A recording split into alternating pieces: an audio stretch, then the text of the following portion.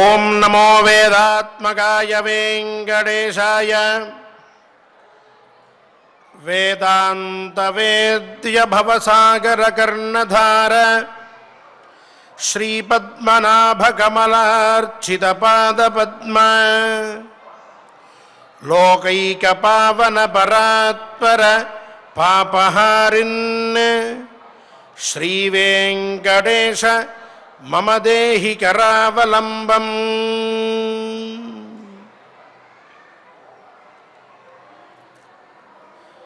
తన భక్తుల పాపములని ఎప్పటికప్పుడు ప్రక్షాళన చేస్తూ వారిని పుణ్యాత్ములుగా చేసేటటువంటి మహానుభావుడు శ్రీ వెంకటేశ్వర స్వామివారు. అందుకనే స్వామివారి కరావలంబ స్తోత్రంలో పాపహారిన్ అని చాలా చక్కగా పదం ప్రయోగించబడి ఉన్నది. మన సమస్తమైన కష్టములకి కారణములైన పాపములని పోగొట్టి మనకి సుఖాన్ని కలగజేసేటటువంటి స్వామివారు. అందుకనే వెంకటేశ్వర స్వామి అని చెప్పి కూడా మనం స్వామివారిని పిలుస్తూ ఉంటాం. అటువంటి దివ్య స్థలంలో స్వామివారి దగ్గర మనందరం కూడా పరమ పవిత్రమైన అరణ్యపర్వ గ్రంథాన్ని పారాయణ చేసుకుంటూ ఉన్నాం.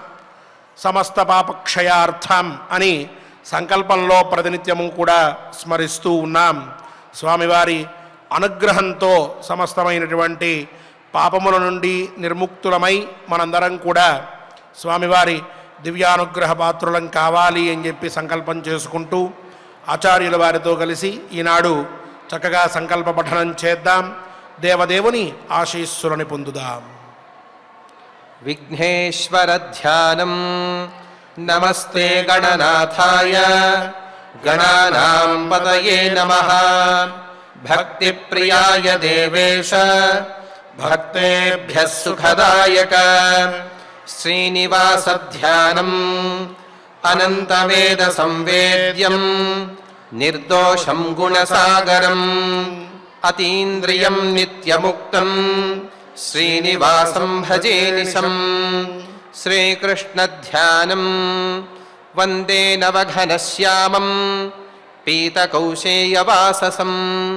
సానందం సుందరం శుద్ధం శ్రీకృష్ణం ప్రకృతేః పరం. వ్యాసధ్యానం. వేదవ్యాసం స్వాత్మరూపం సత్యసంధం పరాయణం. శాంతం జితేంద్రియక్రోధం సశిష్యం ప్రణమామ్యహం. అథ సంకల్పః.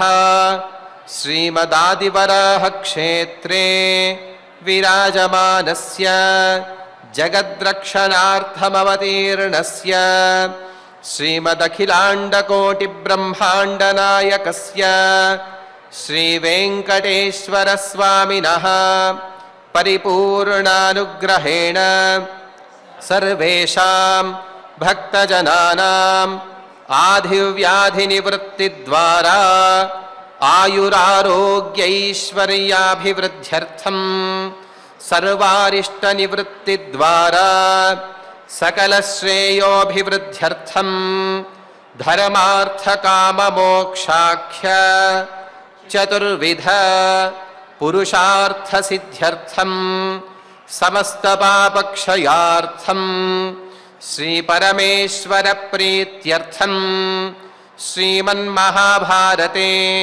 వనపర్వణి యథాశక్తి 32 శ్లోకపారాయణం ఆచార్యముఖేన కరిష్యామహే. శ్రీకృష్ణ పరబ్రహ్మణే నమః. నారాయణం నమస్కృత్య నరం చైవ నరోత్తమం దేవీం సరస్వతీం వ్యాసం తతో జయముదీరయేత్. అకర్మణాం వై భూతానాం వృత్తి స్యాన్నహి కాచన తదేవాభిప్రపద్యేత న విహన్యాత్ కదాచన.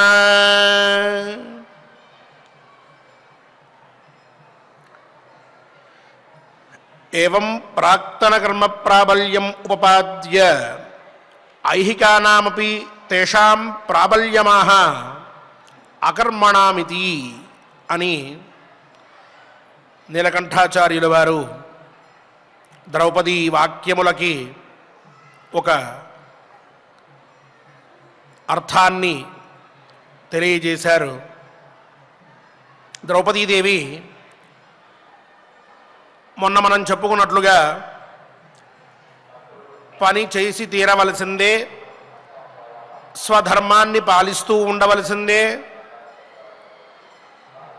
కర్మ చెయ్యకపోయినట్లయితే ఉత్పత్తి అనేటువంటిది ఉండదు, ఫలోత్పత్తి ధర్మోత్పత్తి అనేటువంటివి ఉండవు అని ఇంతవరకు కూడా కర్మ యొక్క ప్రాబల్యాన్ని చెప్తూ వస్తోంది. ఎటువంటి కర్మ ప్రాబల్యము అనంటే ప్రాక్తన కర్మ ప్రాబల్యం ఉపపాద్య అన్నారు. అంటే ద్రౌపదీదేవి మాట్లాడుతున్న మాటల్ని మనం విభాగం చేసి చూసుకుంటూ వెళ్తే పూర్వజన్మలో చేసినటువంటి మంచి పనుల వల్ల, పూర్వజన్మార్జితమైనటువంటి పుణ్య విశేషం వల్ల అప్పుడు చేసినటువంటి పనుల యొక్క ఫలితాన్ని ఈ జన్మలో పొందుతూ ఉంటారు ప్రతి ఒక్కరూ కూడా. అదే ఒకవేళ లేదు అనంటే ఈ జన్మలో వీళ్ళు వాళ్ళంతట వాళ్ళుగా జ్ఞానాన్ని ఎలా పొందగలుగుతున్నారు అంటూ ఆవిడ తార్కికంగా మాట్లాడుతూ ఉన్నది. అంటే ఈ మాటల్లోనే మొత్తం అర్థం ఏమిటి అని అంటే, నేను కర్మని గ్రహించట్లేదు, కర్మ లేదు, ధర్మం చెయ్యక్కర్లేదు, మంచి పనులు చెయ్యక్కర్లేదు అని నేను చెప్పట్లేదు అని చెప్పడం కోసం అని చెప్పి ఆవిడ ముందుగా చెప్తూ ఉన్నది. ఈ కర్మ ప్రధానమైనటువంటిదే, లేకపోతే ఒక ఆవు దూడ ఎట్లా అది పాలు తాగడానికి ఉద్యమిస్తుంది, పూర్వజన్మలో ఏదో పని చేసి ఉంటుంది, దాని సంస్కారం వల్ల ఈ జన్మలో అది మళ్ళీ ఆ పనిలో ప్రవర్తిస్తూ ఉన్నది. కాబట్టి ఇప్పుడు మనం చేసేటటువంటి ఈ పనులన్నీ కూడా, లేక ఇప్పుడు మనం పొందేటటువంటి భాగ్యాలు కూడా, సుఖాలు ఇవన్నీ కూడా పూర్వజన్మ సంబంధమైనటువంటి ప్రాక్తన కర్మలు, ఇంతకుముందు మనం ఏవైతే కర్మలు చేసుంటామో ఆ పనుల యొక్క ఫలితం వల్లే ఇప్పుడు మనం ప్రతి ఒక్కదాన్ని అనుభవిస్తూ ఉన్నాము అని ఆవిడ నిర్ణయంగా చెప్పి, ఇప్పుడు ఈ లోకంలో ప్రకృతంలో అందరూ కూడా పని చేసి తీరవలసిందే, ఏదో ఒకప్పుడు చేశామా చెయ్యలేదా అనేది సరే, ఒకప్పుడు చేసేసాం కాబట్టి అన్నీ ఈ జన్మలో వచ్చేస్తాయి అని చెప్పి ఎవరైనా సరే ఈ జన్మలో నేను ఏం చేయక్కర్లేదు, మరి వచ్చే జన్మకి పొందడం ఎట్లా అంటే నాకు అప్పుడు అవసరం లేదు అని చెప్పి ఎవరన్నా మాట్లాడేవారు ఉంటారు. అందుకని అటువంటి వారికి కూడా కొంత సమాధానం చెప్తూ ఉన్నట్లుగా ఆవిడ చెప్తూ ఉన్నది. అకర్మణాం వై భూతానాం వృత్తిస్యాన్నహి కాచన తదేవాభిప్రపద్యేత నవిహన్యాత్ కదాచన అని చాలా ఉత్కృష్టమైనటువంటి అర్థం ఉన్నటువంటి శ్లోకాన్ని మనం వినబోతూ ఉన్నాం. అంటోంది, కర్మ చెయ్యకపోతే ప్రాణులకి మనుగడ అనేటువంటిది ఉండదు. ఏ ప్రాణినైనా తీసుకోండి, ఎవరికి వారు వారి వారి పనులు వారు చేసుకుంటూ వెళ్ళవలసిందే. ఎప్పుడూ కూడా ఒక పనిని అంటిపెట్టుకుని మనిషి బ్రతుకుతూ ఉండాలి. ప్రతి ప్రాణి కూడా అదే విధంగా ఉంటూ ఉండాలి. ఎప్పుడూ కూడా ఏదో ఒక పని పెట్టుకుని ఏదో ఒక రకమైనటువంటి పని చేసుకుంటూనే ఉంటూ ఉండాలి తప్ప అభివృద్ధి కోసం అని చెప్పి ఏ పని లేకుండా ఖాళీగా నేనుంటాను అని చెప్పి ఎవరూ భావించకూడదు. నాకు ఏ ధర్మాలతో పని లేదు, ఏ ఉన్నతితోటి పని లేదు, ఏ సుఖంతో పని లేదు, నాకేమీ అవసరం లేదు, నేను ఇలాగే ఉంటాను అని చెప్పి ఏ పని కూడా తనకు ఉపయోగపడేది కానీ నలుగురికి ఉపయోగపడేది కానీ చెయ్యకుండా ప్రాణి అనేటటువంటిది ఉండకూడదు. అలా ఉన్నట్లయితే చాలా దోషం ఏర్పడుతూ ఉంటుంది. విహన్యాత్ కదాచన, కర్మని ఎప్పుడూ కూడా విడిచిపెట్టద్దు. ఈ కర్మ అని మనం ఎక్కువసార్లు వింటూ ఉన్నాం. కర్మ అంటే మనం చేయాల్సినటువంటి పని అని అర్థం. ఆ పనిని మనకు ఎప్పటికీ వదిలిపెట్టద్దు. అలా ఎవరికి వాళ్ళు నా పనిని నేను చెయ్యను అని చెప్పి కూర్చున్నారనుకోండి, ఈ ప్రపంచం ఏమైపోతుంది? అలా ఖాళీగా ఉన్నప్పుడు అధర్మం అనేటటువంటిది ఇంకా బాగా ప్రచారం అయిపోతుంది. దానివల్ల లేనిపోని సమస్యలు కూడా ఉత్పన్నమవుతాయి. అందువల్ల కర్మ లేకుండా ఎవరు కూడా ఖాళీగా ఉండకూడదు. ఎవరి స్థాయిలో వారు వారి వారి పనులని వాళ్ళు చేసుకుంటూనే వస్తూ ఉండాలి అని స్వకర్మ కురు మాగ్లాసీ కర్మణ భవదంశితః కృతం హి యోభిజానాతి సహస్రేసోస్తి నాస్తి చ. కర్మ కురు మాగ్లాసీ చెప్తోంది ఆవిడ. నీకంటూ ఏదైతే పని ఉంటుందో నీ కర్మ, స్వకర్మ, ఉదయాన్నే లేవడం, ఏదో భగవద్ధ్యానం చేయడం, ఎక్కడికో పనికి వెళ్ళడం, పని చేసుకోవడం, మళ్ళీ రావడం, ఇటువంటి పనులు ఏవైతే ఉన్నాయో అవన్నీ కూడా నువ్వు ఎప్పటికీ కూడా చేసుకుంటూనే ఉండు. మాగ్లాసీహి, పని చెయ్యడానికి ఎప్పుడూ కూడా బాధపడవద్దు. ఓ ధర్మకార్యం ఆచరించడంలోనో లేక ఒక పుణ్యకార్యం ఆచరించడంలోనో ఎప్పటికీ కూడా అసంతృప్తి అనేటటువంటిది ఉండకూడదు. ఇది నా కర్తవ్యం, ఇది నేను చెయ్యవలసినటువంటి పని, ఈ పని కోసమే నేను ఉన్నాను, నేను చేస్తాను, ఈ పని నా వల్ల అవ్వాల్సిందే అనేటటువంటి భావనతోటి ప్రతినిత్యము కూడా ఎవరికి వారు వారి వారి యొక్క పనులను వారు చేసుకుంటూ వెళ్ళాలి. ఈ పని చేసేటటువంటి సందర్భంలో ఎప్పుడో ఒకప్పుడు ఒక నిరుత్సాహమో, ఒక రకమైనటువంటి బాధో, ఒక దుఃఖమో, అసంతృప్తో ఇలాంటివి ఏమన్నా కలగడం అనేది సహజం. అలా కలుగుతూ ఉన్నప్పుడు కూడా ఆ భావాల్ని పక్కకి నెట్టి, లేదు ఇది నా కర్మ, నేను చేయాల్సిందే అనేటటువంటి తాత్పర్యంతో ముందుకు వెళ్ళాలి తప్ప ఈ పని చేయడం వల్ల ఏం వస్తుంది ప్రయోజనం, ఎంత వస్తుంది ప్రయోజనం, పక్క వాళ్ళందరికీ అంత వచ్చిందే, నాకంత రాలేదే, వాళ్ళేమో అంతకంతకి పైకి వెళ్ళిపోతున్నారే, నేను వెళ్ళలేకపోతున్నానే, ఇట్లాంటి భావాలను ఎప్పుడూ కూడా దగ్గరికి రానిచ్చుకోవద్దు. మన యొక్క స్ఫూర్తిని, మన యొక్క ఆత్మవిశ్వాసాన్ని, మన యొక్క ఉత్సాహాన్ని దెబ్బతీసేటటువంటి ఆలోచనలని ఎప్పుడూ కూడా మనం దగ్గరికి తెచ్చుకోకూడదు. స్వకర్మ కురు మాగ్లాసీహి కర్మణ భవదంశితః. నువ్వు చేసినటువంటి పని ఎల్లప్పటికీ కూడా నిన్ను అంటిపెట్టుకుంటూనే ఉంటుంది. అది నిన్ను రక్షిస్తూ కూడా ఉంటుంది. నువ్వు చేసేటటువంటి ఒక పని అది ఈరోజు నీకు ఫలితాన్ని ఇవ్వకపోయినా నీకు కష్టకాలంలో ఉపయోగపడుతుంది, మంచి పని. అలాగే నీకు ఎప్పుడైతే దాని ఫలం అవసరమో అప్పుడు అది వచ్చి నిన్ను పొందుతుంది. ఈ లోపల దాని గురించి ఆలోచించవద్దు. అలా చేస్తున్నాను అని చెప్పి బాధ కూడా పడకూడదు. కృతం హి యోభిజానాతి సహస్రే సోస్తి నాస్తి చ. ఇక కొన్ని వేల మందిని మనం మనుష్యులను తీసుకుంటే వీళ్ళల్లో ఒక పనిని వారి వారి ధర్మాన్ని సరిగ్గా ఆచరించాలి అనేటటువంటి తాత్పర్యం కలిగినటువంటి వారిని, తన ధర్మమేదో తను తెలుసుకుని చక్కగా చేసేటటువంటి వారిని, ఆ పని చేసేటటువంటి సందర్భంలో ఎటువంటి రాగద్వేషాలకి కూడా లోను కాకుండా చాలా దృఢంగా పద్ధతిగా ఒక పనిని చేసేటటువంటి వారిని మనం ఇన్ని వేల మందిలో ఒకరినైనా చూడగలమో లేదో. ఎందుకు అనంటే ఆ పని చేసేటటువంటి సమయంలో కొంతమందికి కొన్ని విధాలైనటువంటి వికారాలు పుడతాయి, కొన్ని రకాలైనటువంటి ప్రలోభాలు కలుగుతూ ఉంటాయి, కొన్ని విధాలైనటువంటి అసంతృప్తులు బయలుదేరుతాయి. వీటన్నిటిలో పడిపోయి అసలు పనిని ఎలా చేయాలి అనేటటువంటి దాన్ని మర్చిపోతారు, సరిగ్గా చేయలేరు. ఎవరైతే ఇంతమందిలో ఆ కర్మని బాధపడకుండా సమర్థతతోటి వారి ధర్మం అని అనుకుని ఆచరిస్తూ ఉంటారో అటువంటి వారు చాలా ఉత్తములుగా చెప్పబడుతూ ఉన్నారు.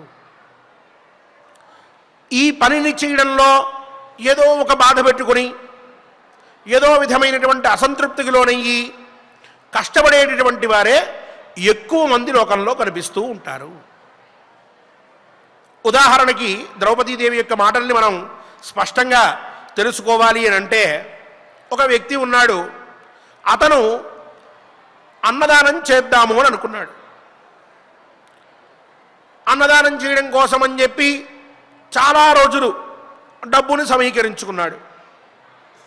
అందరికీ భోజనం పెట్టి అందరూ కూడా సంతృప్తిగా తిని వెళ్తే ఆనందపడతాను నేను అని భావించుకున్నాడు. మొదలుపెట్టాడు. ఈ అన్నదానం చేయాలనేటటువంటి సంకల్పం మొదలయ్యి డబ్బంతా సంపాదించుకుని దగ్గర పెట్టుకున్న తర్వాత తనకు ఒక కోరిక కలిగింది. ఈ విషయాన్ని నా మిత్రులతో చెప్తే వాళ్ళు కూడా ఆ సమయానికి నాకు సహకరిస్తారు కదా అనుకున్నాడు. వాళ్ళతో చెప్పాడు. వాళ్ళు నువ్వు ఇంత ఖర్చు పెడుతున్నావు కదా, మేము కూడా కొంత డబ్బు ఇస్తాము అని అన్నారు. తీసుకోక తప్పలా తీసుకున్నాడు. తీసుకుని దాన్ని కూడా కలుపుకుని మొదలు పెడదాం అనుకున్నారు. ఆ మిత్రులు ఇంకొంతమందికి చెప్పారు. వాళ్ళు వచ్చారు మంచి పని కదా అని. ఇలా పెరిగి పెరిగి పెరిగి ఒక 50 మందో 100 మందో అయ్యారు. అందులో ఒక ఆయనకి మనం అన్నదానం చేస్తున్నాం కాబట్టి ఈ విషయం అందరికీ తెలియవలసింది, పెద్దగా బ్రహ్మాండమైన బ్యానర్లు వేయిద్దాం ఊరంతా ఒక ఆయన అన్నాడు. ఇంకో ఆయన మనం ప్రపంచానికి ఈ విషయం తెలియజేయాలి కాబట్టి బాగా ఈ విషయం వ్యాప్తి అయ్యేట్టుగా ప్రయత్నం చేద్దాం అన్నాడు.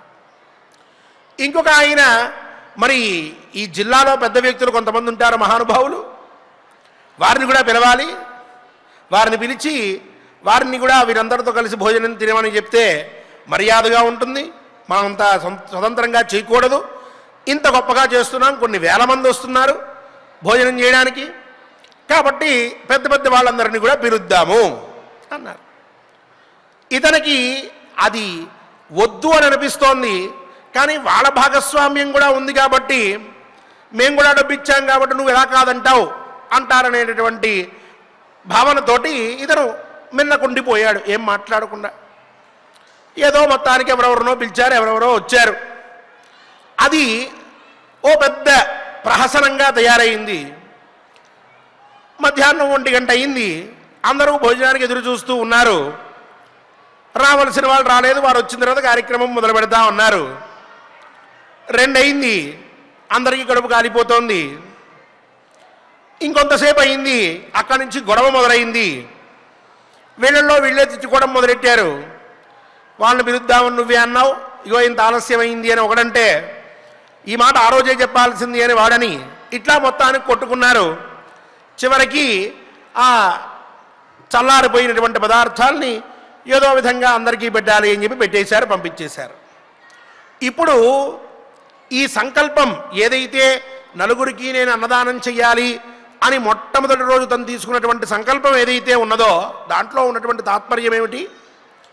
ఉన్నటువంటి వారందరికీ కూడా ఆకలి తీర్చాలి, ఈ అన్నదానం చేయడం వల్ల నాకు కొంత పుణ్యం కలగాలి, ఇంతవరకే అతని అభిప్రాయం ఉన్నది. దాంట్లో తక్కిన వారందరూ వచ్చి వారి వారి అభిప్రాయాలన్నీ పెట్టుకుని ఇదొక నలుగురికి తెలిసి చాలా గొప్ప పేరు వచ్చేటటువంటి విధంగా ఒక కీర్తిని సంపాదించి పెట్టేటటువంటి కార్యక్రమంగా మారాలి, మన పేర్లు అందరికీ తెలిసిపోవాలి, మనం చాలా గొప్ప పని చేసేస్తున్నాం, ఈ కీర్తి మనకి చాలా తొందరగా వచ్చేసేయాలి అనేటటువంటి కోరికలు పెరిగి పెరిగి పెరిగి చివరికి ఆ కోరిక మీద, ఆ కీర్తి మీద, ఆ లక్ష్యం మీద దృష్టి ఉంది తప్ప ఈ సామాన్యుడు ఎవరైతే భోజనం చేయడానికి వచ్చాడో అటువంటి వాడికి కడుపు నిండా పెట్టామా లేదా, సమయానికి పెట్టామా లేదా, రుచికరంగా పెట్టామా లేదా అనేటటువంటి దాని మీద దృష్టి కలగలేదు. ఆ ఆలోచన కూడా ఎవరికీ రాలేదు. ఎంతసేపు పలానా ఆయన వస్తాడా లేదా, ఆయన ఎవరు రిసీవ్ చేసుకోవాలి, ఈయనతో ఎవరు ఫోటోలు దిగాలి, ఆయనకి మాల ఎవరు వేయాలి, ఈయనకి శాల్వా ఎవరు కప్పాలి. దాంతో అసలైనటువంటి పని ఏది, అక్కడ జరుగుతున్నటువంటిది ఏది అంటే సంబంధం లేకుండా అయిపోయింది. ఇదే ఒక కర్మని మొదలుపెట్టడం వేరు, ఆ కర్మని మొదలుపెట్టిన తర్వాత దాన్ని సరిగ్గా చేయడం వేరు. సరిగ్గా చేస్తూ ఉన్నప్పుడు వచ్చేటటువంటి ఇబ్బందులని గుర్తు చేసుకోవడం వేరు. వాటిని ముందే ఊహించుకుని అలాంటివి రాకుండా మనం అనుకున్నటువంటి పనిని సకాలంలో చక్కగా పూర్తి చేయాలి, ఎటువంటి లోపం లేకుండా అని అనుకోవడం వేరు. అలా అనుకుని పనిలోకి దిగిన తరువాత దాన్ని ప్రారంభించడం వేరు. ప్రారంభించినటువంటి దాన్ని జాగ్రత్తగా చేసుకుంటూ వెళ్ళడం వేరు. చేసుకుని వెళ్తూ చివరికి దాన్ని సక్రమంగా పూర్తి చేయడం వేరు. ఇన్ని స్థాయిల్లో ఒక పని అనేటటువంటిది చేయబడి ఉండాలి. దాని ఫలితం కూడా ఈ పనుల మీద ఆధారపడి ఉంటుంది. అంగములు అని చెప్పి అంటూ ఉంటాం. అంటే ఇలాంటి చిన్న చిన్న విషయాలన్నీ కలిసి ఉన్నటువంటివి. ఆ అంగముల యందు కూడా ఏ విధమైనటువంటి లోపం లేకుండా చక్కగా మనం చేయగలిగితే మనం అనుకున్నటువంటి ప్రయోజనం మనకి సిద్ధిస్తుంది. ఇదే ఒక పూజ గురించి తీసుకోండి. ఇంట్లో ఏదో వ్రతం చేసుకోవాలనుకున్నాం, ముందుగా మనం చేసుకోవాలనుకుంటాం, పక్కింటి వారిని పిలవకపోతే బాగుండదు అనిపిస్తుంది.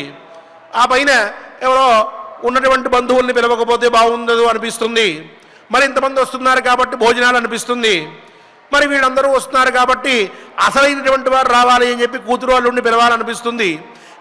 ఇలా పెంచుకుని చివరికి 6 7 మొదలు పెడదాం అనుకున్నది 11 ఆరంభం అవుతుంది. అక్కడి నుంచి తొందరగా అయిపోవాలి, 12:30 కల్లా లంచ్ అని చెప్పి అందరికీ చెప్పేశాం అని అనిపిస్తుంది.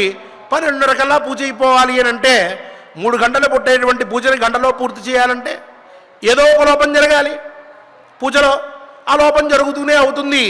చివరికి మిగిలేది ఇంతమంది వచ్చి తిని వెళ్ళినటువంటి ఆ విస్తరాకులు తప్ప పుణ్యం అనేటటువంటిది 1% కూడా మిగలకుండా పోతుంది. ఏమిటి కారణం అంటే ఆ ఆలోచన మనం దేని గురించి అయితే మొదలుపెట్టి చేస్తున్నామో దాని మీద లేక ఆ చుట్టుపక్కల ఉన్నటువంటి పనుల మీద మన దృష్టి ఎక్కువగా పెట్టి దానికి ప్రాధాన్యం ఇస్తూ అసలైనటువంటి దాన్ని మనం తగ్గించుకుంటూ వెళ్ళిపోతాం. ఇదే ఆ 1000 మందిలో ఆ వేలాది వేలు ఉన్నా కూడా మనుషులు ఒక్కరికైనా సరే నేను ఏం చెయ్యాలనుకుంటున్నాను, ఆ చెయ్యాలనుకుంటున్నటువంటి దాన్ని ఎట్లా మొదలెట్టాలి, నేను చెయ్యాలనుకున్న పనిలో ప్రధానమైనటువంటిది ఏది, అవసరమైనటువంటిది ఏది, అనవసరమైనటువంటిది ఏది, దేన్ని నేను ఎంతవరకు చేసుకుంటూ వెళ్ళాలి, దేనికి ప్రాధాన్యం ఇవ్వాలి, దేనికి అప్రాధాన్యం ఇవ్వాలి, దేని విషయంలో నేను చాలా ఉత్సాహంగా శ్రద్ధతో భక్తితో చేయాలి, ఏ విషయంలో నేను ఉదాసీనంగా ఉండాలి అనేటటువంటి ఆలోచన లేకపోవడం వల్ల ఆడంబరాల మీద, కీర్తి ప్రతిష్టతని సంపాదించుకునేటువంటి విషయం మీద, లేక నలుగురి మధ్యలో నేనేదో గొప్పవాణ్ణి అని చెప్పి చూపించుకోవాలనేటటువంటి తాపత్రయం మీద, లేక ఇలాంటి కారణాలు ఎన్నైనా ఉండొచ్చు, వీటి మీద ఎక్కువగా మనిషి యొక్క ఆలోచన ఉండిపోవడం వల్ల కర్మని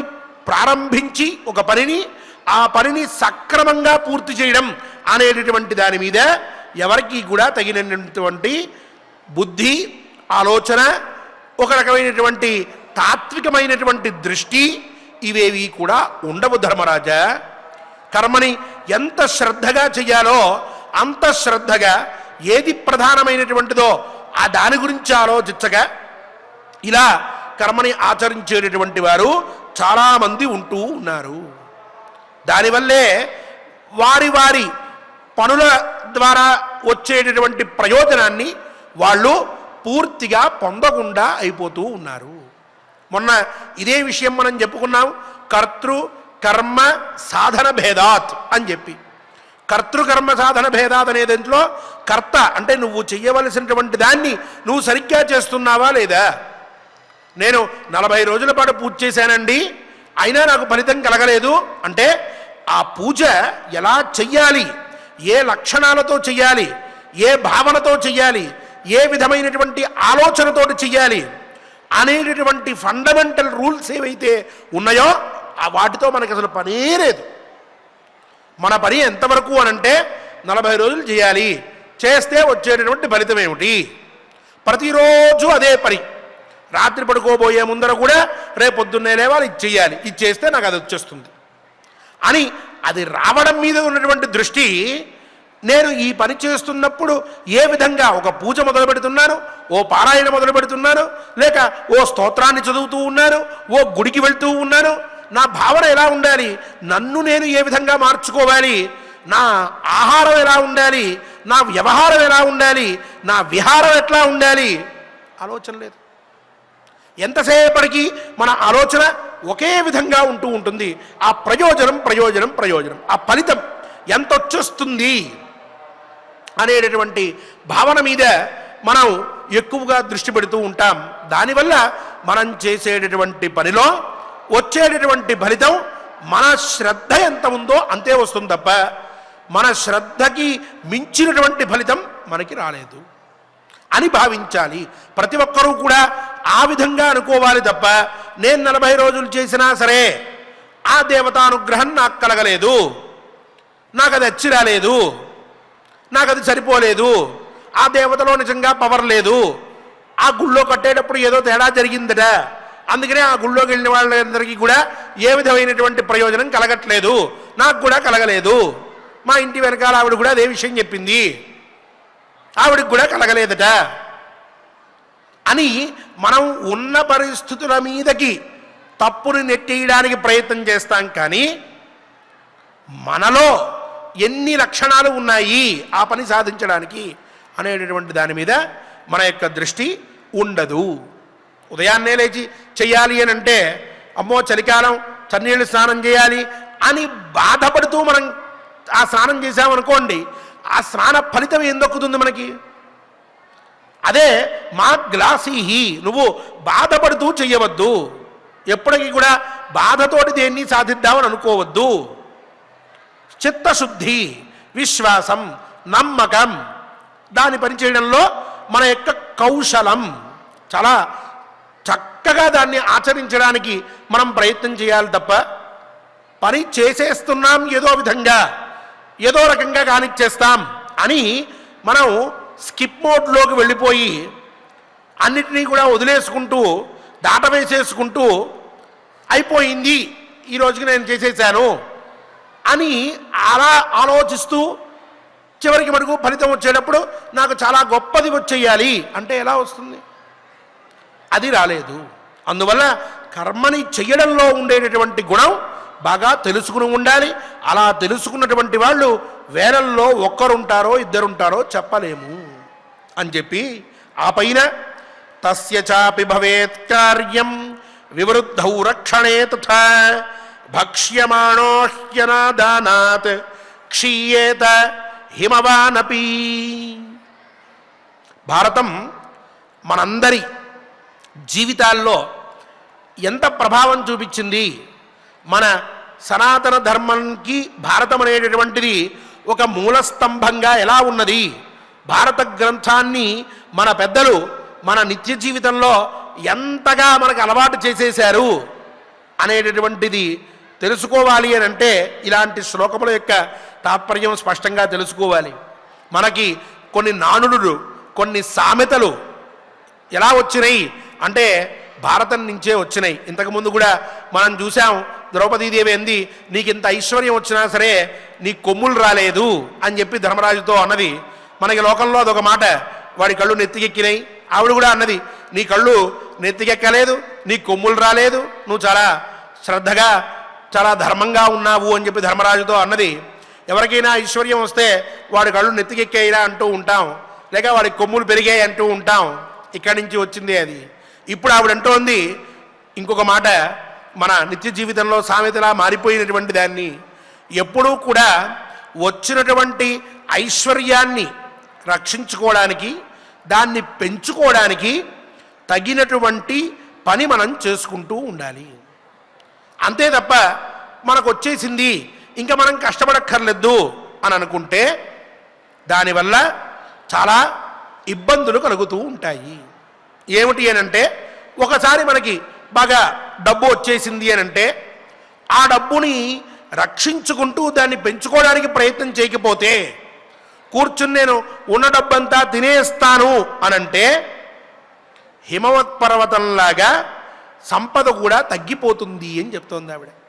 మనకు కూడా కూర్చుని తింటే కొండలైనా కరిగిపోతాయి అనేటటువంటి మాట ఇగో ఈ శ్లోకం నుంచి వచ్చింది. భక్ష్యమాణ అనాదానాత్ క్షీయేత హిమవానపి. హిమవత్ పర్వతం కూడా అలాగే కూర్చుని తింటూ ఉంటే హిమవత్ పర్వతం అంత ఐశ్వర్యం ఉన్నా ఆ ఐశ్వర్యం మొత్తం నాశనం అయిపోతుంది. కాబట్టి ఈ రోజుకి మనం కొంత సంపాదించుకున్నాము అనంటే రేపు ఏం చేయాలి? సంపాదించుకున్నటువంటి దాన్ని రక్షించుకోవడానికి, దాన్ని పెంచుకోవడానికి ప్రయత్నం చేస్తూ వెళ్ళాలి తప్ప ఇంత వచ్చేసింది కాబట్టి నాకు చాలు అని చెప్పి ఏ మనిషి అయినా కూర్చున్నాడా అతని యొక్క సంపద కొన్ని రోజుల్లో మొత్తం అంతా కూడా నాశనం అయిపోతుంది ధర్మరాజా అంటూ ఇక్కడ కూడా కర్మ యొక్క ప్రాథమ్యాన్ని ఆవిడ ధర్మరాజుకి వివరిస్తూ ఉన్నది. కర్మ ఎంత ముఖ్యము అనంటే పని చేసేటటువంటి వాడు సంపాదించుతూ ఉండడం కోసమని చెప్పి, డబ్బుని పొందడం కోసమని చెప్పి పని చేయాలి, లేక పుణ్యాన్ని సంపాదించడం కోసమని చెప్పి పని చేస్తూ ఉండాలి, ధర్మకార్యం చేస్తూ ఉండాలి. అలా చేస్తూ వెళ్ళేటటువంటి వాడు కొన్ని రోజులు బాగా కష్టపడి ఏదో ₹1 కోటి 2 కోట్లో వచ్చిన తర్వాత ఇక నాకు చాలు అని చెప్పి, లేక బాగా ధర్మకార్యాలు ఆచరించి నేను చాలా చేసేసాను అని చెప్పి ఏ పని చేయకుండా అలాగే కూర్చుని ఉంటే కష్టపడ్డటువంటి రోజులు ఎన్నైతే ఉన్నాయో అంత సంపాదించడానికి అన్ని రోజుల్లోని సగం రోజుల్లోనే మనం సంపాదించిన పుణ్యం కానీ మనం సంపాదించినటువంటి ఐశ్వర్యం కానీ నాశనం అయిపోతుంది. ₹1 కోటి సంపాదించడానికి ఒకడు 10 ఏళ్ళు కష్టపడ్డాడు అనుకోండి, కూర్చుని తింటే గట్టిగా మాట్లాడితే సంవత్సరంలో మొత్తం డబ్బంతా అయిపోతుంది, 2 ఏళ్లలో కళ్ళకు కనిపించకుండా అయిపోతుంది. సంపాదించడానికి పట్టేటటువంటి సమయం ఖర్చు పెట్టడానికి పట్టదు, ఖర్చు అయిపోవడానికి పట్టదు. పుణ్యమైనా అంతే. ధర్మకార్యం మనం చాలా కష్టపడి 2 ఏళ్ళలో 3 ఏళ్ళలో 5 ఏళ్ళలో ఎంతో కష్టపడి కొంత పుణ్యం సంపాదించుకున్నాం అనుకోండి, ఆ తర్వాత అవన్నీ నేను చేసేసాను, స్తోత్రాలు అవసరం లేదు, లేక పూజలు అవసరం లేదు, నోములు అవసరం లేదు, అవన్నీ నేను చేయక్కర్లేదు, ఎప్పుడో పూర్తి చేశాను అని వదిలేసామనుకోండి, మనకు ఆ పూజలు చేసినటువంటి పుణ్యం కొద్ది కాలంలోనే సమస్తం కూడా కనిపించకుండా పోతుంది. మొదట్లో కొంచెం బాగుంటుంది, రాను రాను 3 ఏళ్ళు 4 ఏళ్ల తర్వాత ఎక్కడ పడితే అక్కడ ఎదురు దెబ్బలు తగులుతూ ఉంటాయి. అందువల్ల కర్మ మనం ఒకరోజు ఒక పని కోసం అని చెప్పి మొదలుపెట్టి ఒక పరిశ్రమ ఆరంభం చేస్తే అది సిద్ధించినా మనం ఇంకా చేస్తూ ఉండాలి తప్ప నాకు ప్రాప్తించేసింది అని చెప్పి ఎప్పుడు కూడా రిలాక్స్ మోడ్లోకి మనిషి అనేటటువంటి వాడు వెళ్ళకూడదు. వాడు బ్రతికున్నంత వరకు చిట్ట చివరి శ్వాస దాకా ఏదో ఒక పని మీద తన వయస్సుకు తగినటువంటి తన స్థాయికి తగినటువంటి పనిని ఆచరిస్తూనే ఉండాలి తప్ప మధ్యలో నాకు చాలు అనేటటువంటి భావంతో ఎప్పుడూ కూడా ఉండకూడదు. అలా ఉన్నట్లయితే రాబోయేటటువంటి కాలంలో అతను దుఃఖాలే అనుభవిస్తూ ఉంటాడు అని చెప్పి కర్మ యొక్క ప్రాథమ్యాన్ని, పని చెయ్యాల్సిందే, ధర్మాన్ని ఆచరించాల్సిందే అనేటటువంటి మాటని మరొక్కసారి ఆవిడ నొక్కి వక్కాణిస్తున్నట్లుగా చాలా గట్టిగా చెప్తూ ఉత్సీదేరన్న ప్రజా సర్వా నకుర్యు కర్మ చేత్ భువి తథాహ్యేతా నవర్ధేరన్న కర్మ చేత్ అఫలం భవేత్. ఈ ప్రపంచంలో ఎవరైనా సరే వారి వారి ధర్మాన్ని వారు ఆచరించకపోతే వాళ్ళు నశించిపోతారు. ఆవిడ చాలా చక్కటి మాట చెప్తూ ఉన్నది. పని చెయ్యకుండా ఉండేటటువంటి వారు నశించిపోతారు, వారు ఏ విధమైనటువంటి సుఖాన్ని పొందలేరు. అలాగే వాళ్ళు వాళ్ళ యొక్క పని ఫలితం లేనటువంటిదైతే దానివల్ల వాళ్ళు ఎప్పటికీ కూడా వృద్ధి చెందరు, వాళ్ళు అభివృద్ధికి నోచుకోరు. అందువల్ల పని చేసేటటువంటిది ప్రయోజనకారిగా ఉండాలి. ఏదో పని చేయమన్నాం కదా అని చెప్పి ఏదో ఈ ఆకాశంలో నక్షత్రాలు ఎన్ని ఉన్నాయి, భూమి మీద ఇసుక రేణువులు ఎన్ని ఉన్నాయి లెక్క పెడుతూ ఉంటానండి, ఇది కూడా పనే కదా అంటే దానివల్ల ప్రయోజనం ఏమున్నది? దానివల్ల ఇతర పొందేటటువంటి అభివృద్ధి ఏమున్నది? కావున ఇలాంటి పనులు కాదు, చేసేటటువంటి పని అభివృద్ధిగా ఉండాలి, తనని పెంచేటటువంటిదిగా ఉండాలి. అలా చేయకపోతే నశించిపోతారు.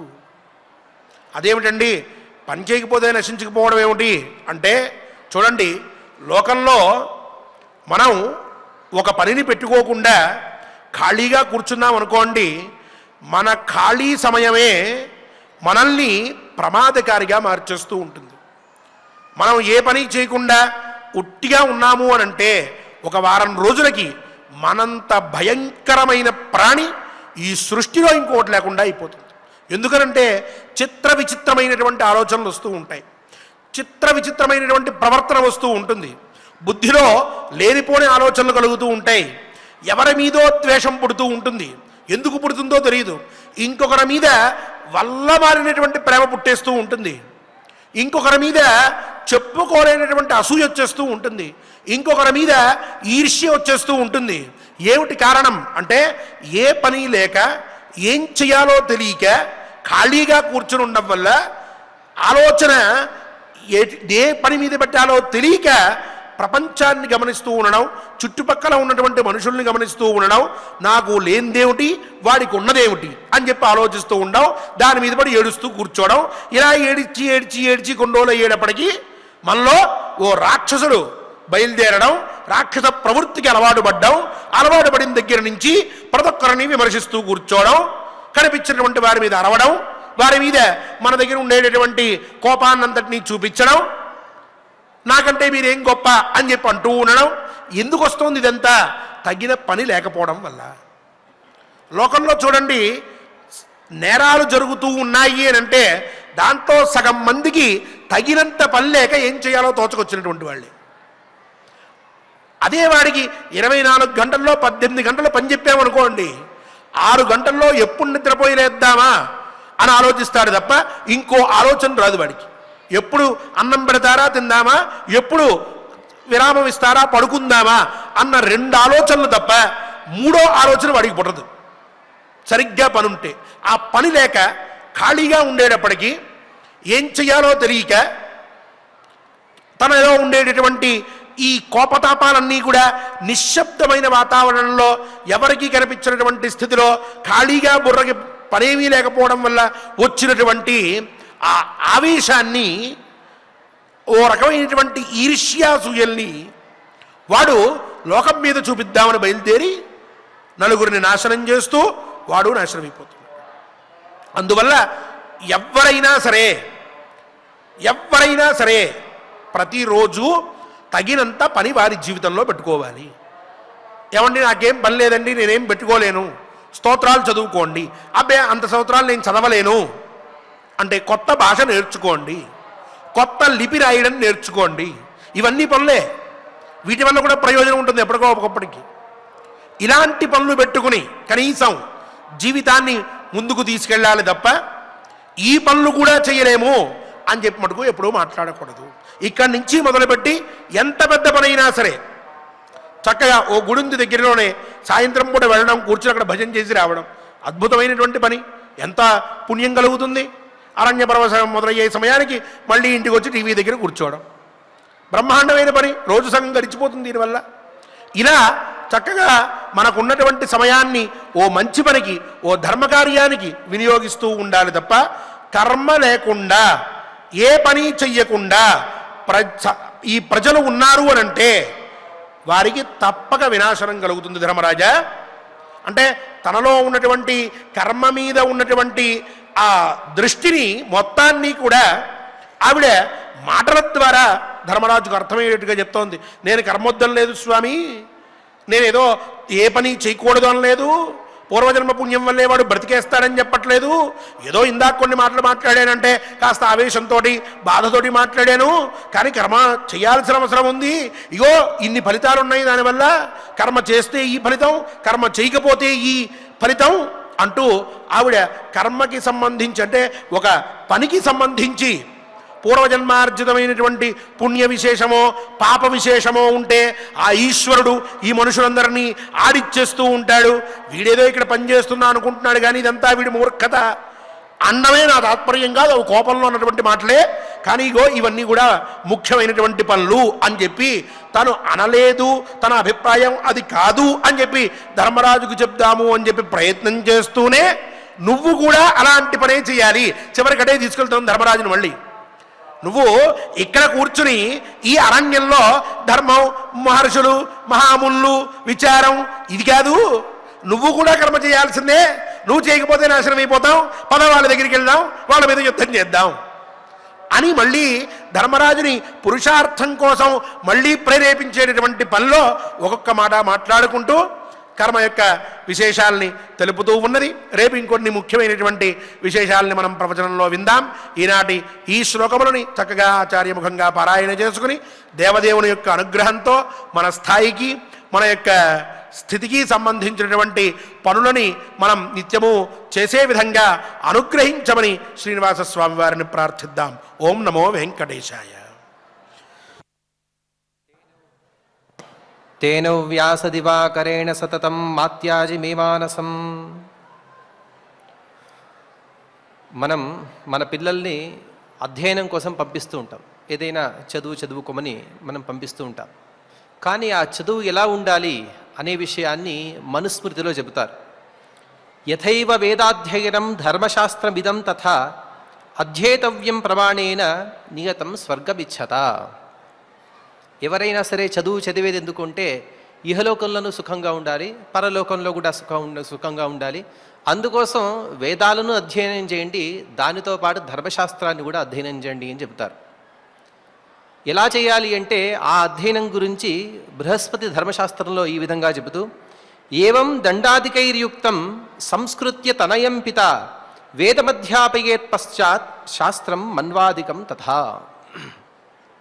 మొట్టమొదటిగా తన పిల్లవాడికి వేదాలను ఇతర అంగాలను బోధించి తదనంతరం ధర్మశాస్త్రాన్ని కూడా చెప్పించాలి. అది కూడా ఎలాగంటే దండాదికైర్యుక్తం అంటే సకాలంలో ఎప్పుడైనా పిల్లల్ని దండించవలసి వస్తే ఖచ్చితంగా దండించాలి. నేను ఒక్కసారి కూడా పిల్లల్ని తిట్టను లేకపోతే కొట్టను, వారికి అల్లారుబుద్ధగా నేను విద్యను చెప్తానంటే అది కుదరదు. ఎందుకంటే శాస్త్రాలు చెబుతారు, లాలనే బహవో దోషాః తాడనే బహవో గుణాః. వారు ఎప్పుడైనా తప్పులు చేసినటువంటి సందర్భంలో వారిని దండిస్తే మరొకసారి వారు ఆ తప్పులు చేయకుండా సన్మార్గంలో ఉంటారు. కాబట్టి వారు తప్పు చేసిన సమయంలో విహితమైనటువంటి దండన, మరీ కఠినంగా కాకుండా వారి తప్పు వారు తెలుసుకునే విధంగా మనం దండించి పిల్లలకి ధర్మశాస్త్రాన్ని చెప్పాలి అని చెబుతారు. అలాగే చెబుతూ, శృతిస్మృతి విప్రాణం చక్షుషీ పరమే మతే కాణస్తత్రైకయాహీన ద్వాభ్యామంద ప్రకీర్తిత. మనం వ్యవహారంలో కళ్ళు లేని వారిని అంధుడు అని మాత్రం మనం పిలుస్తూ ఉంటాం. కానీ శాస్త్రం ఇలా చెబుతోంది, ఆ అంధత్వం కూడా రెండు రకాలట. కేవలం వేదాధ్యయనాన్ని మాత్రం చేస్తే వాడిని కాణ అని అంటారు. అంటే రెండు కళ్ళు ఉన్నాయి, ధర్మశాస్త్రం ఒకటి కన్ను, మరొక కన్ను వేదాలు దాని అంగాలు. వేదాలను మాత్రమే చదివితే వాడిని ఒక కన్ను ఉన్నవాడు వాడిని కాణ అని పిలుస్తారు, రెండూ చదవని వాడిని అంధుడు అని పిలుస్తారు. కాబట్టి ధర్మశాస్త్ర సహితమైనటువంటి వేదాలని మనం అధ్యయనం చేయాలి అని చెబుతారు. ఈ ధర్మశాస్త్రం అసలు ధర్మం అంటే ఏమిటి అంటే వేద ప్రణహితో ధర్మ ధర్మో రక్షిత రక్షిత అని ఇత్యాది మనం తెలుసుకుంటూ ఉంటాం. అంత మాత్రం కాదు, మనం ప్రతిరోజు కూడా ప్రతి ఒక్క కార్యంలో కూడా సంకల్పంలో చెబుతాము, ధర్మార్థ కామ మోక్ష పురుషార్థ సిద్ధ్యర్థం అని చెబుతాం. 4 ధర్మాలు కాదు, ఇందులో ధర్మసహితమైనటువంటి అర్థము, ధర్మసహితమైనటువంటి కామము, ఈ రెండిటి మనం సాధిస్తే మన మోక్షాన్ని పొందవచ్చు. కాబట్టి ధర్మం లేనిదే అర్థకామాలకి ఎటువంటి ఉపయోగం లేదు. కాబట్టి ధర్మసహితమైనటువంటి కర్మల్ని మనం ఆచరించాలి. అదేంటండి ధర్మశాస్త్రం గురించి చెబుతున్నారు, కానీ వేదాలను మాత్రం అధ్యయనం చేస్తే సరిపోతుంది కదా అంటే చాలా సుందరంగా చెబుతారు. ఏ విధంగా అయితే రాత్రిపూట చంద్రుడు ఉంటే అది మనకు చాలా ఉల్లాసంగా ఉంటుందో, అదే ఉదయం పూట చంద్రుడు ఉంటే దానివల్ల ఎటువంటి ఉపయోగం లేదు. అలాగా అంటే ఇంకొక చిన్న ఉదాహరణకి వేదం చెబుతోంది సత్యం వద అని చెబుతోంది, సత్యాన్ని పలకమని చెబుతోంది. కానీ ఎప్పుడైనా అబద్ధం చెప్పవలసి వస్తే ఆ అబద్ధం వలన ప్రజలకి మంచి చేకూర్చేదైతే ఆ అబద్ధం కూడా సత్యం అవుతుంది. లేదు వేదంలో చెప్పారు కాబట్టి నేను సత్యాన్ని చెబుతాను అని ఎవరో ఉగ్రవాదులు వచ్చిన వాడికి సరైన మార్గం చూపిస్తే మొత్తం దేశానికే హాని. అందుకోసమే చెబుతారు ఆ వేదానికి వ్యాఖ్యాన రూపంగా సత్యం బ్రూయాత్ ప్రియం బ్రూయాత్ నబ్రూయాత్ సత్యమప్రియం ప్రియం చ నానృతం బ్రూయాత్ అని. అంటే యద్భూత హితమత్యంతం ఏతత్ సత్యం బ్రవీమ్యహం. ఏ సత్యం వలన, ఏ సత్యవాక్యం వలన ప్రపంచానికి మంచి చేకూరుతుందో అటువంటి సత్యాన్ని మాత్రమే మనం పలకాలి. కానీ సత్యమని సత్యవాక్యాలను చెప్పడము ఇది ధర్మబద్ధం కాదు. అంటే వేదాలని మాత్రం చదివితే సత్యం గురించి స్పష్టమైనటువంటి జ్ఞానం మనకు రాదు.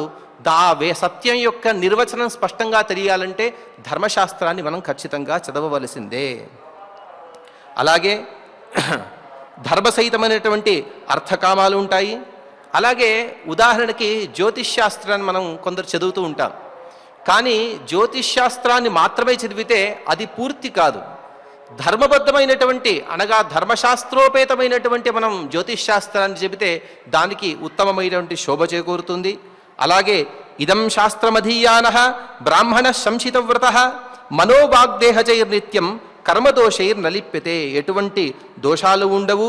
అలాగే ఈ ధర్మశాస్త్రం యొక్క అధ్యయనం వలన కలిగేటువంటి పుణ్యం ఏమి అంటే పునాతి పంక్తిం వంశ్యాంశ్చ సప్త సప్త పరావరాన్ పృథివీమపి చైవేమ కృష్ణమేకోపి సౌర్హతి. ప్రపంచంలో ఒకడు ధర్మశాస్త్రాన్ని చదివినా చాలు సమస్త ప్రపంచాన్ని కూడా సన్మార్గానికి తీసుకుని వెళ్ళగలడు. అందుకోసం ఇదం స్వస్త్యయనం, అయ్యా ఈ ధర్మశాస్త్రం అనేది ప్రపంచానికి మంచి చేకూరుతుంది. శ్రేష్టం ఇదం బుద్ధి వివర్ధనం, మీ బుద్ధి యొక్క మట్టాన్ని పెంచుతుంది. ఇదం యశస్యం, ఈ ధర్మశాస్త్రాన్ని చదివిన వారు మంచి కీర్తిని పొందుతారు. సతతం ఇదం నైశ్రేయసకరం పరం, ఈ ధర్మశాస్త్రం యొక్క అధ్యయనం వలన మోక్షాన్ని కూడా పొందవచ్చు. అందుకోసమే మనం పిల్లలకి ఏదో మార్కులు రావాలనే ఒక జ్ఞానాన్ని ఒక పుస్తకాన్ని బట్టి కొట్టమని చెప్పడం కాదు. ధర్మశాస్త్రం అంటే ఏమీ లేదు, కామన్ సెన్స్. ఏదో ఒక సందేహం ఎక్కువ జనాలు ఉండేటువంటి ప్రదేశంలో వెళ్ళిన వాడికి మనం యుక్తాయుక్త జ్ఞానాన్ని మనం అందించాలి. అయ్యా నువ్వు వెళ్ళేటప్పుడు దారిలో ఎవరైనా బరువు మోసేవారు కానీ, వృద్ధులు కానీ, పిల్లలు కానీ, స్త్రీలు కానీ వీరు వస్తే వారికి దారి వదిలి నువ్వు వెళ్ళమని చెప్పే ఇటువంటి వాక్యాలు ఏమైతే ఉంటాయో ఇదే ధర్మశాస్త్రము. ఇటువంటి ధర్మశాస్త్ర సహితమైనటువంటి జ్ఞానాన్ని మనం పిల్లలకు అందిస్తే అటువంటి పిల్లలే రేపటి ప్రపంచానికి ఉత్తమ పౌరులుగా ఉంటారు. కాబట్టి ధర్మబద్ధమైనటువంటి విద్యనే మనం పిల్లలకు అందించాలని మన్వాది శాస్త్రాలు మనకు చెబుతున్నాయి. ఇప్పుడు మనం మహాభారత వనపర్వాంతర్గత ఈరోజు ఆచార్యుల వారు చెప్పినటువంటి శ్లోకాలను పారాయణ చేసుకుందాం. అథ శ్రీ మహాభారతే వనపర్వాంతర్గత అర్జునాభిగమన పర్వణి ద్రౌపదీ వాక్యే ద్వాత్రింశోऽధ్యాయః అకర్మణాం వై భూతానాం వృత్తి స్యాన్నహి కాచన తదేవాభిప్రపద్యేత నవిహన్యాత్ కదాచన స్వకర్మ కురు మాగ్లాసీః కర్మణా భవదంశితః కృతం హి యోభిజానాతి సహస్రే సోస్తి నాస్తి చ తస్య చాపి భవేత్ కార్యం వివృద్ధో రక్షణే తథా భక్ష్యమాణో హ్యనాదానాత్ క్షీయేత హిమవానపి ఉత్సీదేరన్ ప్రజాః సర్వాః న కుర్యుః కర్మ చేద్భువి భువి న కుర్యుః కర్మ చేద్ భువి తథా హ్యేతానవర్ధేరన్ కర్మ చేదఫలం భవేత్ ఇది శ్రీ మహాభారతే వనపర్వాంతర్గత అర్జునాభిగమన పర్వణి ద్రౌపదీ వాక్యే ద్వాత్రింశాధ్యాయే శ్లోకచతుష్టయం ఓం నమో వెంకటేశాయ. శ్రీ శ్రీనివాస్ కుమార్ గారు మరియు ఇతర అన్నమాచార ప్రాజెక్ట్ కళాకారులందరితో కలిసి గోవిందనామ సంకీర్తనం చేద్దాం. స్వామివారి నామ సంకీర్తనామృత పానం చేసి ధన్యులమవుదాం.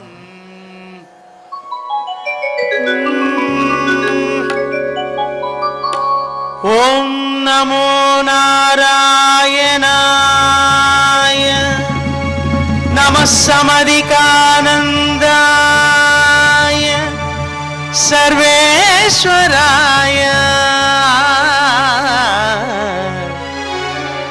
గోవింద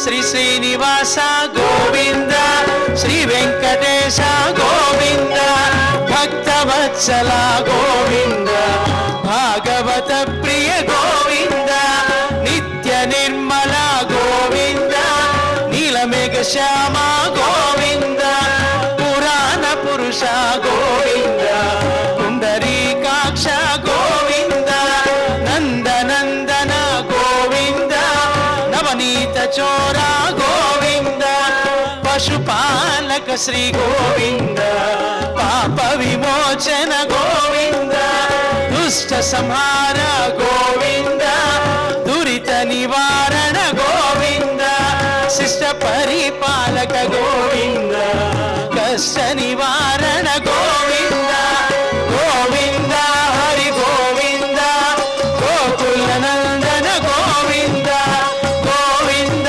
హరి గోవింద గోకుల నందన గోవింద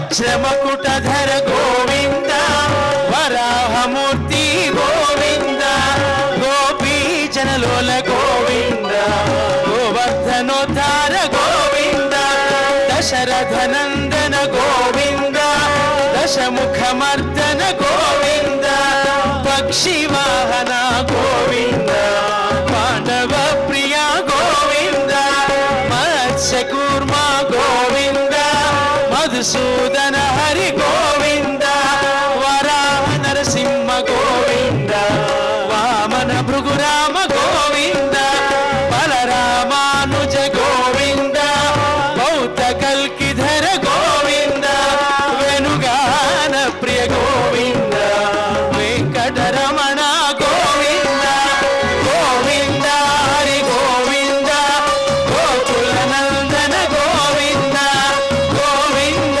హరి గోవింద గోకుల నందన గోవింద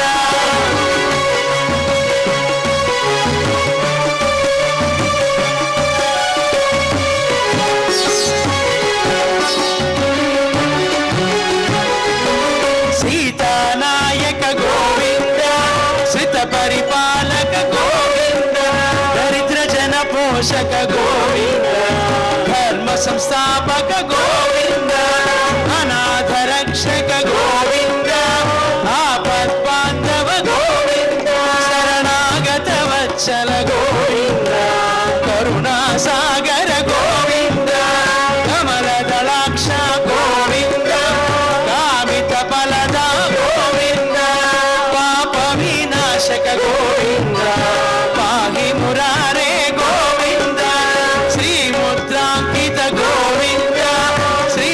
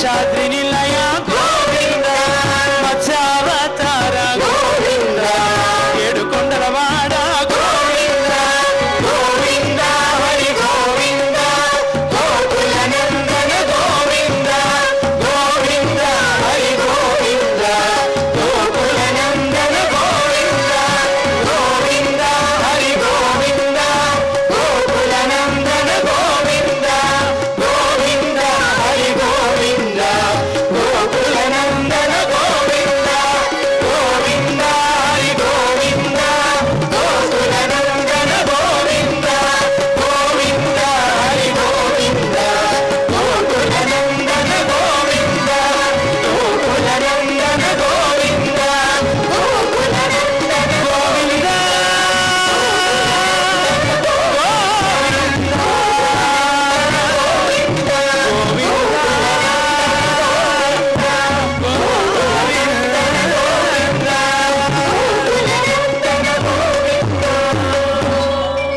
ఏడుకొండలవాడ వెంకటరమణ గోవింద గోవింద ఆపద ముక్కులవాడ అనాథ రక్షక గోవింద గోవింద శ్రీ శ్రీనివాస శ్రీ వెంకటేశ గోవింద గోవింద.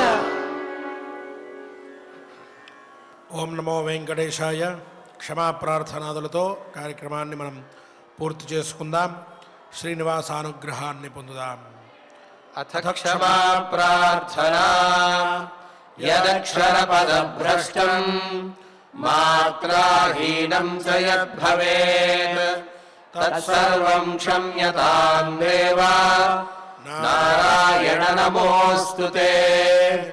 అథ లోకక్షేమ ప్రార్థనా స్వస్తి ప్రజాభ్యః పరిపాలయంతాం న్యాయేన మార్గేణ మహీం మహిషాః. గోబ్రాహ్మణేభ్యః శుభమస్తు నిత్యం. లోకాః సమస్తాః సుఖినో భవంతు. అథ భగవత్ సమర్పణం కాయేన వాచా మనసేంద్రియైర్వా బుద్ధ్యాత్మనా వా ప్రకృతే స్వభావాత్ కరోమి యద్యత్ సకలం పరస్మై నారాయణాయేతి సమర్పయామి. అథ మంగళం శ్రియకాంతాయ కళ్యాణ నిధయే నిధయేర్థినాం శ్రీవేంకట నివాసాయ శ్రీనివాసాయ మంగళం.